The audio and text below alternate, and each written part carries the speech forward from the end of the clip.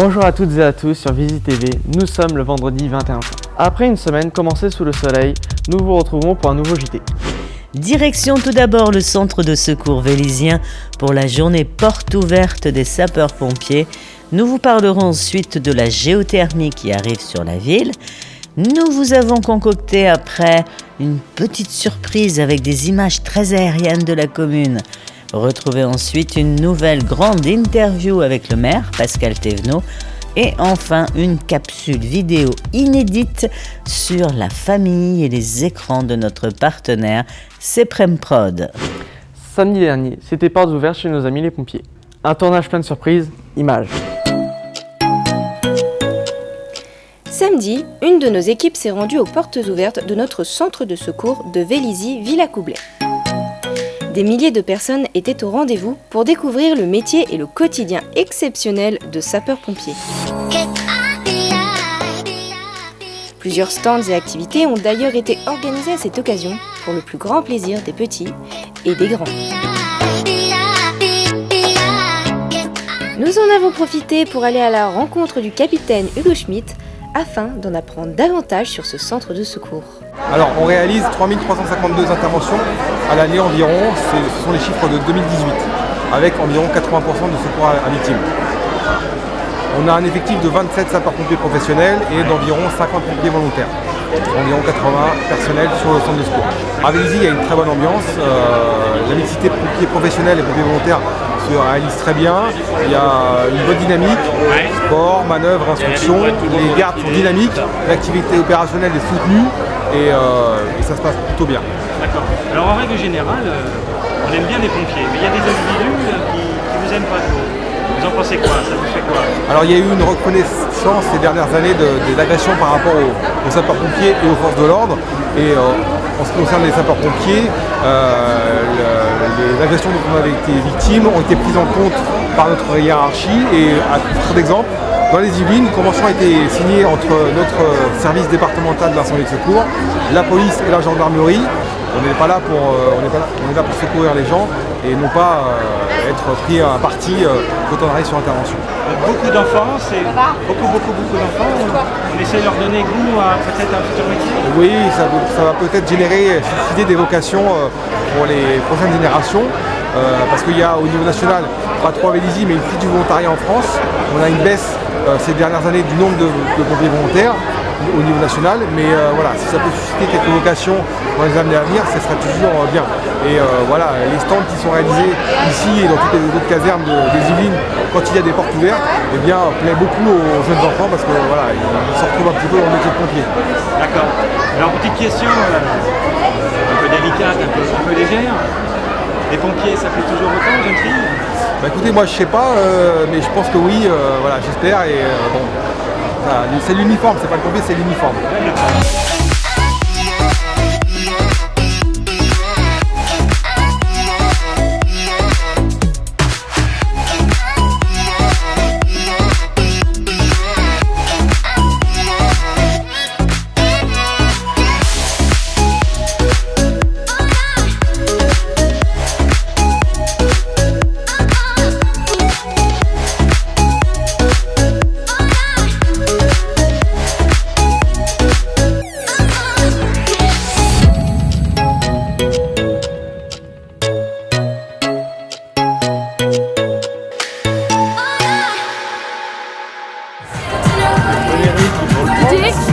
J'ai aimé travailler à Vélizy.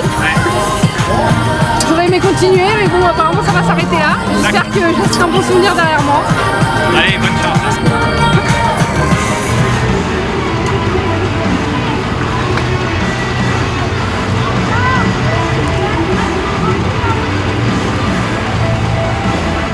Nous allons maintenant parler de géothermie. Un rendez-vous avec Frédéric Huchelou sur le prochain site de production. Je vous ai donné rendez-vous aujourd'hui sur le futur site de la géothermie, donc, comme on le voit derrière moi au sud de la 86. Donc, vous voyez la clinique vétérinaire qui est derrière, vous voyez sûrement l'autoroute, et puis derrière nous la base aérienne.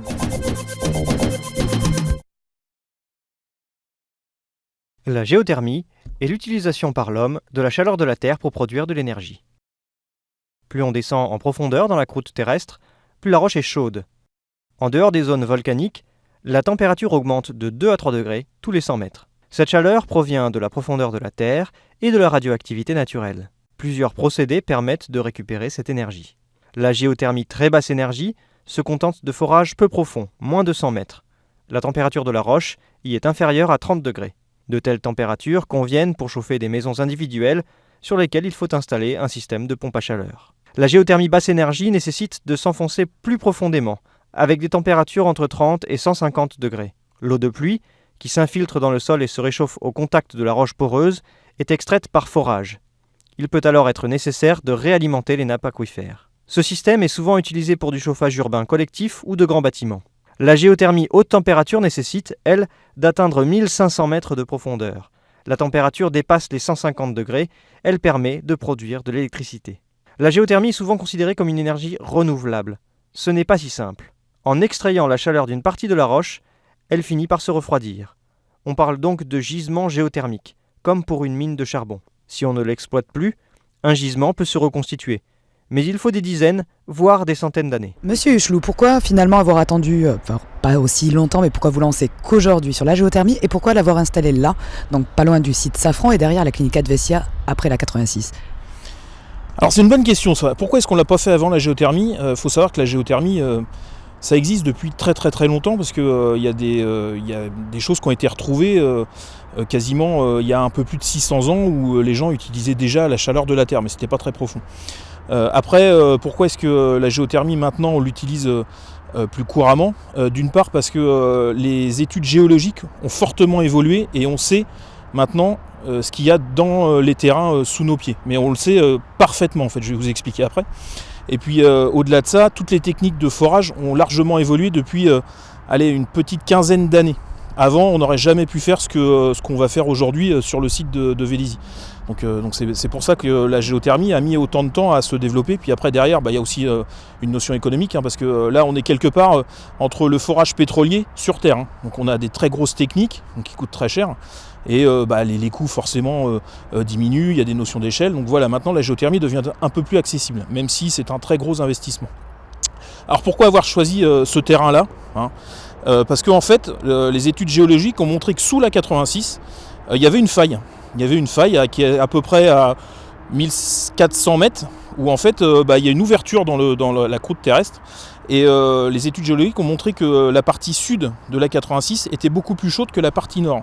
Et quand je vous dis plus chaude, c'est qu'on gagne quasiment 10 degrés entre le nord et le sud, juste en passant d'un côté et de l'autre de la 86. C'est pour ça qu'en fait ce site-là a toujours été réservé dès le départ de l'étude pour faire la géothermie. Et qu'il y en a pas eu d'autres parce que de toute façon, avec les autres, c'était pas possible. Voilà. Monsieur Huchelou, terminons en parlant un petit peu du planning par rapport à ces grands travaux. Du moins, quand est-ce qu'ils vont commencer ces travaux de forage et quand est-ce que la géothermie sera concrètement accessible ou du moins opérante sur la ville ? On va rentrer vite dans une phase active. Là, vous voyez que le terrain est encore un peu brouillon parce que en fait, Safran est en train de recréer un parking pour lui pour nous libérer la place, parce que vous voyez qu'il y a encore des voitures derrière. Donc ça va aller très vite parce que début juillet, ça sera fini. Donc le terrain sera complètement vide. On va faire un petit peu de nettoyage pour enlever tout ce qu'on a à nous. Et puis derrière, la dépollution pyrotechnique, parce que vous n'êtes pas sans savoir que les terrains ont été bombardés quand même, donc il faut dépolluer pyrotechniquement toute cette partie-là. Ça va démarrer entre le 7 et le 10 juillet pour un mois et demi. Et puis ensuite, il y a une petite phase de terrassement, derrière encore une petite phase d'études, et à partir du premier trimestre 2020, là vont commencer les premiers forages, pour ce que je vous expliquais, les pré-forages, et puis continuer tout au long de l'année pour que la géothermie soit fonctionnelle à partir de 2021. Découvrons ensemble des images insolites de Vélizy-Villacoublay. Notre caméraman a pris tous les risques pour pouvoir les ramener.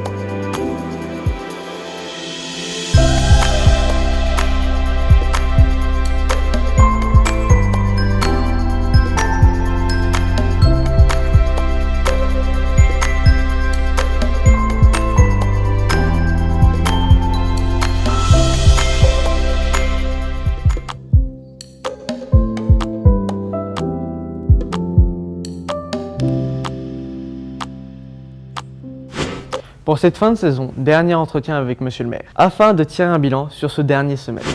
Bonjour Monsieur le maire. Bonjour. Et merci d'avoir accepté aujourd'hui de vous soumettre à nouveau pour la 3e reprise à cette grande interview entre vous et nous, Vélizy TV. Alors aujourd'hui, nous sommes mi-juin, l'occasion de dresser un bilan sur l'année septembre 2018, juin 2019 ou du moins juillet 2019 avant que tout le monde parte en grandes vacances.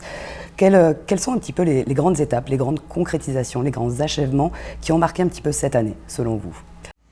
Ça avait démarré déjà par le quartier Mozart, où on a donné un éclat à un quartier qui était plutôt gris, avec une place du marché, le centre commercial, où c'était un enrobé-noir, l'école, qu'on avait démarré en début de mandat avec une nouvelle cantine plus spacieuse, plus lumineuse dans le jardin. Et donc là, on a ouvert l'école sur le quartier avec un parvis planté, avec du granit. Et puis de l'autre côté, un marché et un centre commercial qui est beaucoup plus accueillant et où même on a été surpris de l'arrivée spontanée des Véliziens qui ont pris possession du quartier et qui maintenant se baladent, prennent leur temps autour du centre commercial Mozart ou autour de l'école. Et puis ça a été aussi le test, si on prend juste Mozart, du stationnement intelligent, qui va se conclure et se terminer avant l'été, puisque là on va avoir 2000 places de stationnement dans tout le quartier Mozart qui vont être marquées, et avec votre smartphone, en arrivant chez vous, vous pourrez voir tout de suite la place disponible la plus proche, qu'elle soit une place normale, une place handicapée, une place de recharge. Donc là, c'est à la fois jouer sur l'environnement, jouer sur l'usage, jouer aussi sur le fait qu'on consomme moins d'espace. Et ce qui est intéressant par rapport à la protection de notre environnement, puis au service, rien de plus embêtant que de tourner sans trouver de place quand on rentre le soir. Donc ça, c'était plus au niveau du quartier Mozart. Après, il y a eu au niveau de la sécurité, le nombre les caméras continuent. L'intelligence artificielle maintenant arrive aussi pour être encore plus pertinent au niveau de la surveillance des caméras. Et la police nationale, la police municipale qui continue à s'investir sur le territoire de manière générale. Et puis après, ce qui marque le plus, ça reste le quartier louvois, qui, la volonté de l'équipe, c'est de faire le Vélizy de demain. Et aujourd'hui, c'est plutôt ressenti comme une réussite, avec la première livraison, le marché nocturne de fin de journée qui s'est installé depuis le mois d'avril, maintenant le silo qui a enfin dégagé la vue sur la forêt, le cabinet médical qui est arrivé, qui sera totalement occupé d'ici septembre. Là, cet après-midi, je signe encore avec un nouveau généraliste qui va prendre possession de son nouveau cabinet. Donc là, on va être même avec des spécialistes, 5-6 généralistes d'ici septembre. Et puis là, j'attends maintenant, j'ai hâte de voir la voirie se dessiner entre l'avenue Loubreguet et la rue de Villacoublay. Et puis 200 arbres qu'on avait présenté un peu, qu'on est allé choisir le mois dernier. Et là, qui sont des arbres de 45 ans, de 30 ans. Donc là, on fait vraiment rentrer la forêt dans la ville. Je pense que ça va être l'événement de la rentrée, et ce chemin qui se fait avec le dernier équipement aussi public qui était la crèche, et donc là qui va se lancer à la fin de l'année. Le projet a été choisi, défini. Donc oui, à la fois de la mobilité, de la biodiversité, de l'environnement, et on le voit même aujourd'hui, tous les jours. Et quand des gens viennent sur la ville, la première chose qui les marque, c'est la végétation, la propreté. Et nous, on se rencontre aussi, puisqu'on redécouvre une faune et des oiseaux qu'on avait perdus. Et non, simplement, le moineau qui revient avait disparu de la ville. On retrouve aussi des chauves-souris, on retrouve des végétaux qui reprennent place dans l'espace public. On a même retrouvé récemment des orchidées sauvages qui ont repris leur place. Donc je pense que on est plutôt sur la bonne voie. Et nos priorités, qui étaient le cadre de vie avec la sécurité, la mobilité et la biodiversité, continuent leur chemin et ont montré les premiers résultats aujourd'hui. Une année encore très riche, très faste en fait dans les projets vélisiens. Justement, vous parliez de ces fameux 200 arbres qui arrivent à la rentrée, septembre-octobre j'imagine. On a pu voir quelques citoyens regretter que vous soyez partis les acquérir en Hollande, en parlant de la fameuse empreinte carbone que cela va nécessiter de les rapatrier à Vélizy. Pourquoi finalement les avoir pris en Hollande et pas plus localement, en France, plus nationalement? En fait, parce que en France, on marche souvent sur la tête. Et la fiscalité fait qu'un arbre en France est fiscalisé, sans rentrer dans le détail, tous les ans. Donc vous imaginez, quand on achète un arbre de grande taille de 45 ans, eh bien, ça veut dire qu'il aura eu 45 ans de fiscalité, et ce qui fait qu'il a un prix qui est pas possible. Et j'avais été surpris, quand on a fait l'appel d'offres, d'avoir aucune pépinière française qui avait répondu à un appel d'offres de plus de 350 arbres. Et en fait, après, on m'a expliqué que c'était simplement la fiscalité. Et les pépinières qui ont répondu, c'était des Allemands et des Hollandais, parce qu'eux, en fait, ils ont une fiscalité intelligente qui ne sont fiscalisés que le jour de la vente, puisque l'arbre est considéré comme fini le jour où il a été vendu. Ce qui semble à peu près logique. Un moteur, qu'on le compte dans le stock une fois qu'il est fait, oui. Un arbre, tant qu'il n'est pas vendu, il n'est pas fini, puisqu'il est en pleine croissance. Et par contre, les arbres qu'on achète ont été développés en tant que jeunes pousses en France. Mais en France, avec la fiscalité, c'est comme les impôts, on préfère que ce soit les autres qui bénéficient de la plus grande valeur ajoutée. Donc voilà, je m'en étais aperçu à l'époque où j'étais encore parlementaire. Je n'avais pas eu le temps de faire prendre conscience, mais je ne suis pas sûr que je serais arrivé, parce que Bercy, souvent, et encore moins maintenant, les arbres, ça n'intéresse pas trop, c'est plutôt la finance. Ça, c'est tout un sujet, la fiscalité française. Vous parliez justement également tout à l'heure environnement, l'entretien des espaces verts, la biodiversité qui est réintroduite. Pensez-vous que c'est dû au fait que la ville soit maintenant engagée dans le zéro pesticide? Il me semble que c'est le cas. Le zéro phyto, c'est une démarche, mais qui ne suffit pas. Là, nous, on a souhaité gérer les parcelles différemment. Maintenant, vous avez des prairies. Donc là, c'est pas bien de l'année, mais on a commencé depuis 5 ans à avoir des prairies, ce qui fait que on a les insectes, on a les abeilles, on a puis de la végétation aussi qui se développe. On retrouve aussi la manière comme pour les arbres, mais aussi dans tous les végétaux qu'on plante, on prend des espaces locaux.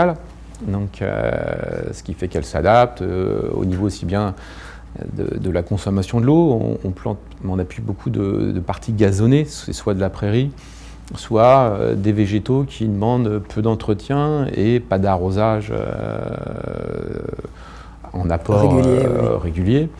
Donc, voilà, c'est tout ça qui fait que la biodiversité, l'environnement, c'est aussi la tâche de quotidien. Quand on s'attaque aux déchets, c'est la même chose. Quand on fait avec l'agglomération des mesures incitatives pour que les gens évitent les déchets et le bon tri, on en est encore loin, là, on a encore beaucoup de chemin à faire. Mais c'est dans tout le quotidien, et comme dans la gestion d'un chantier, de la même manière, un chantier propre ou qui fait attention à ses déchets ou qui réutilise certains matériaux, ça fait partie des choses. Et comme là, avec la fin des constructions du silo, on va devoir recouper certains arbres qui sont juste sur le silo et qui vont tomber. Alors c'est pas des chênes, mais on a souhaité aussi conserver le résultat de la coupe. Et on va en faire des bancs qui seront le long de la forêt.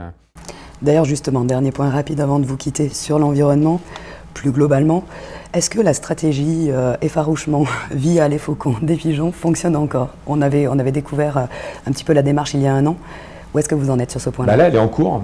Depuis le début du mois, parce qu'on a un gros problème avec les pigeons, qui ne font pas partie vraiment de la biodiversité, puisque c'est plutôt en grande quantité de nuisibles, aussi bien pour les façades, pour les riverains, que même pour la diversité de la faune. Mais On a quelques personnes qui les nourrissent. Donc on avait été débarrassé de cette surabondance de population de pigeons il y a 1 an, pendant 6 mois. Et puis là, ça a repris. Donc on a recommencé de l'effarouchement tout le mois dans les 3 quartiers, Mozart, Le Mail et Louvois.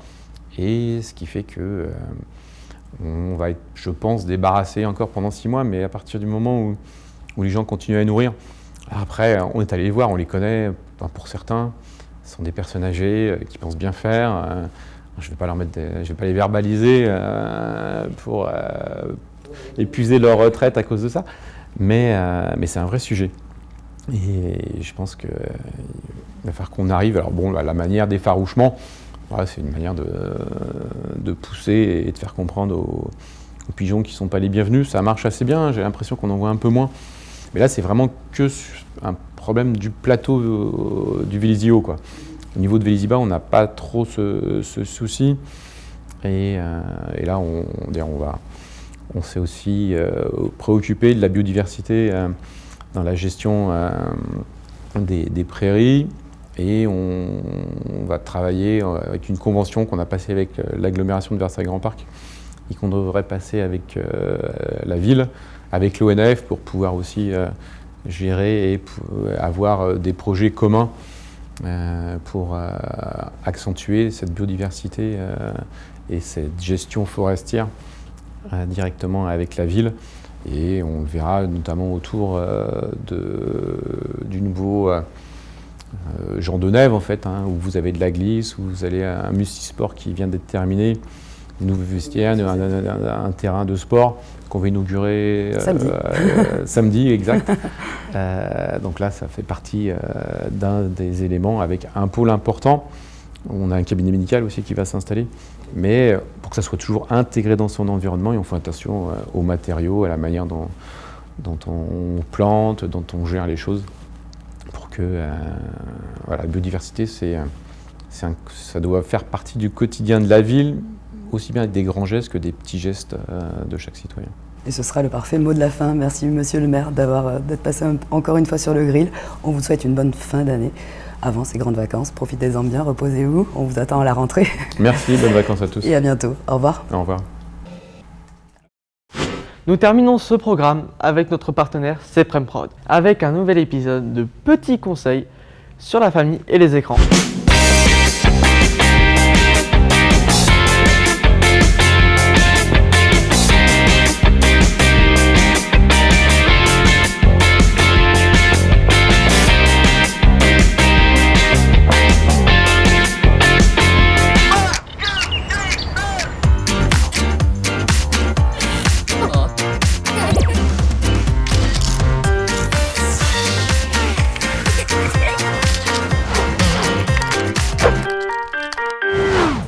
Bouge pas.